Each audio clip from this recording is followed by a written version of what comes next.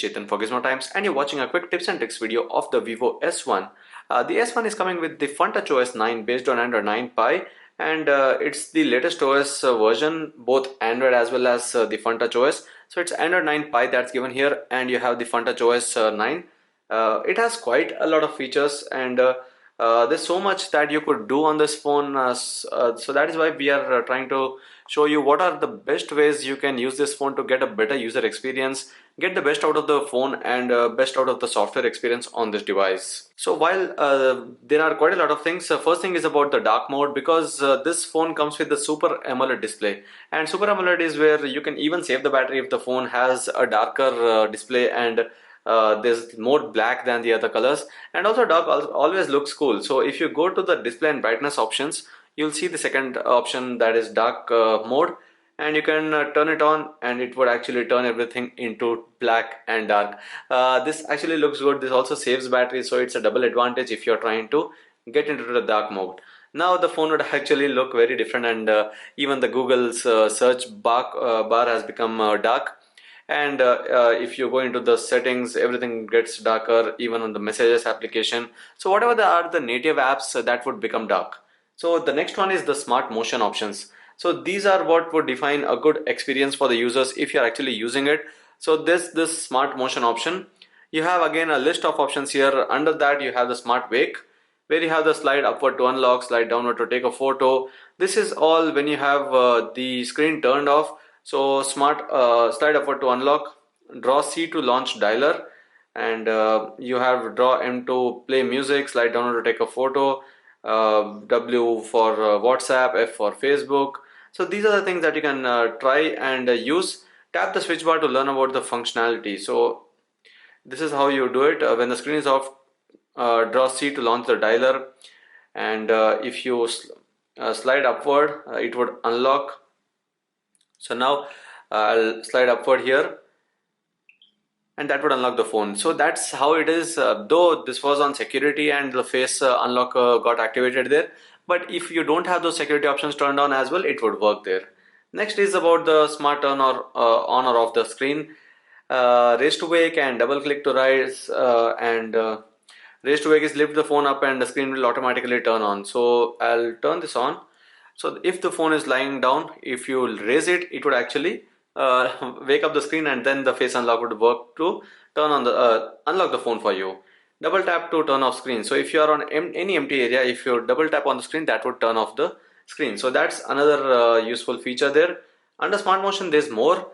There's air unlock, which is a unique feature. Again, you can see that when there is no lock screen password and the screen is lit, you can unlock the screen by waving your palm across the top of the phone 2 to 4 centimeters. So if there's no security option, right now there's security option enabled, but if there's no security option, you can just turn on the screen and wave your hand over here, and it would unlock the phone for you. So that's unique and interesting. Next is on smart split. So screen splitting is important when you have larger screens. This phone comes with a 6.38-inch screen size, so obviously you'll have a lot of space here to play around with, and you can use two applications together. So you have apps for split screen, which you can download, or if you have them, you can open them in split screen. And message split screen is for the messaging. Floating messages can be displayed on the full screen interface of the apps. That supports split screen. So this is for messages, but what we want is this manual screen splitting. So there are three ways. First is slide three finger downward. Next is slide the control center up and tap the split screen, which is present here. And apart from that, you have a split screen over here. And apart from that, what you have as a third option is tap the split screen button in the recent app interface. So if you go here, you'll also have the split screen option over here. There are three different ways to do that. So if you are on any supported application, so for example, I'm on the messages application, I can just drag down three fingers here, and that would activate the split screen. So this screen now has gone into half. You can open any other supported application. Supported application means whichever actually supports the split screen here. So this is YouTube now. You can change the size of these two screens. Go here and it would be 3366, or this could be 3366, and that's it. Or you can go to 5050. So these are the ways or the options for the split screen, and that's it with that split screen, which is actually very helpful and a useful feature. And next is one-handed mode. One-handed mode again is something for larger screens where you always don't have to use two hands. Sometimes if your other hand is busy writing something and you wanted to quickly go through the interface, you don't want to get the second hand free for your phone, you can easily go to this one-handed mode. And there are again different ways to do it.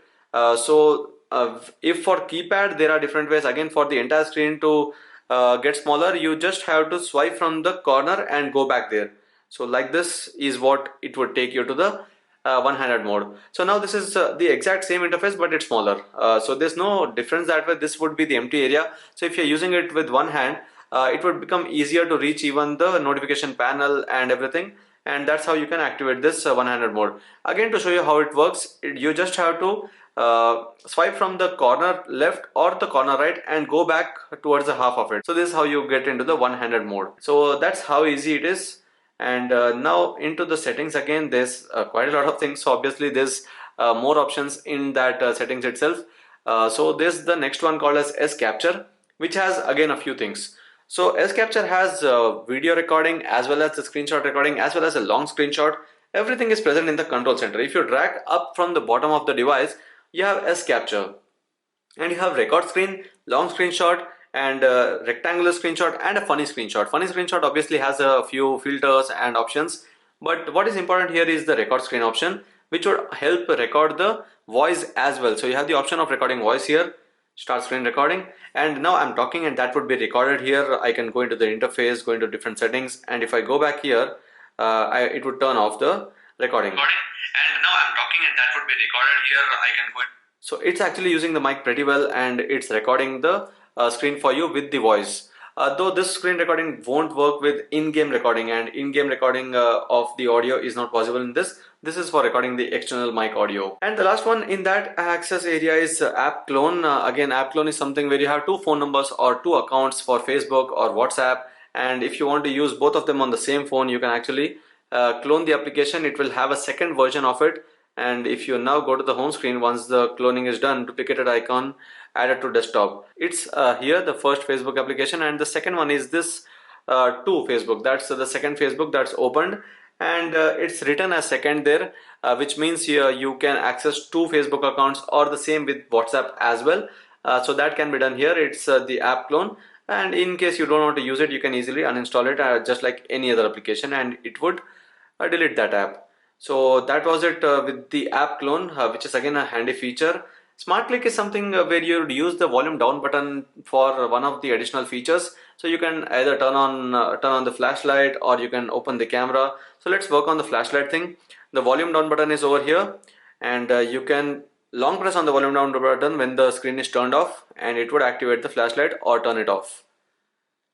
So same thing is with even the camera application. So if you go there and when the screen is off, you can long press the volume down button to activate the camera, which is a quick shortcut. So that helps in a way. So that's with the smart click there. Next is the eye protection mode. Again, going into the display options, you have eye protection, which helps in dark conditions. Whenever you are watching something or reading something at nights when there is not a lot of light around, you can turn on the eye protection mode, and that would actually get the screen to be a bit more warmer. Blue light is reduced. Blue light is what would give your eyes some fatigue, and the muscles would get some fatigue there, and that is why it is recommended to keep the screen warmer. So you can manually turn this on whenever you want, or you can set a time for it every night from 10 p.m. to morning 7 a.m. Whenever you're watching something on the phone, it would automatically turn on the eye protection mode.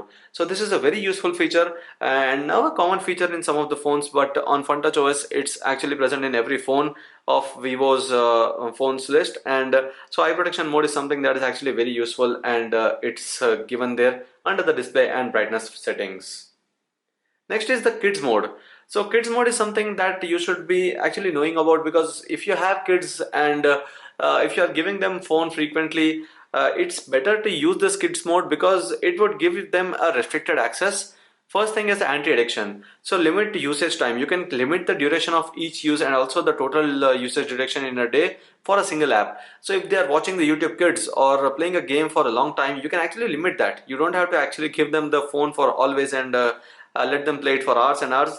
You can then view the usage as well for one day or the last 7 days. Eye strain prevention is where the brightness is controlled automatically whenever the kids mode is turned on.